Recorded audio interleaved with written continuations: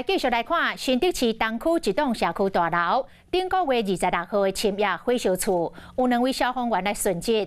市议员杨玲仪讲，伊接到无签名的民众提供无线电的录音档，会当听到2位殉职的消防员，20分钟内是化救人化8解，嘛有明确来讲出着人名甲受困的位置，并毋是像消防局长所讲的安尼，敢若听到1解。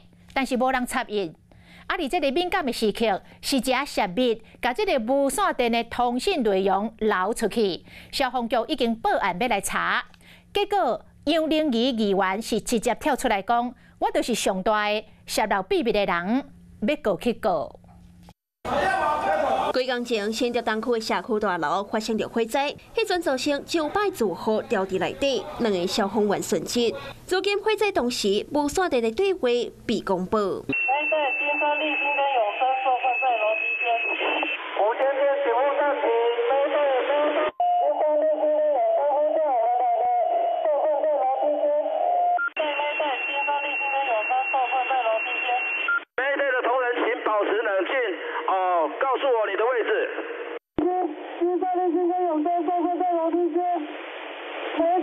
掉伫内底消防员半暝12点10分第一遍呼救，中每计30秒到1分钟画1摆，总共画8摆，拢无回应。一直到15分59秒才有回应。12点29分 ，RT 救援小组冲入会场，验过已经过10分钟。在最后一次我们听到 Mayday 的时候，是2声 Mayday， 而且是讯号非常的微弱，他们没有说他们是谁。目前也在调查为何。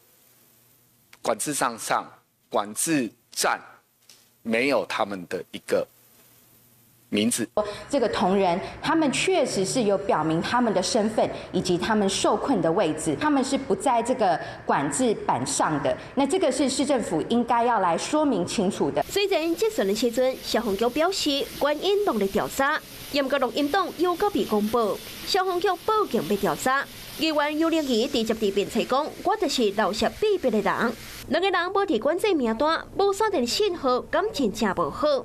种种疑点，嘛引发着外界质疑。” Hello， 我是雷亚，想要抢先掌握最及时的新闻资讯吗？赶快订阅、按赞、开启小铃铛，锁定华视新闻 YouTube 频道。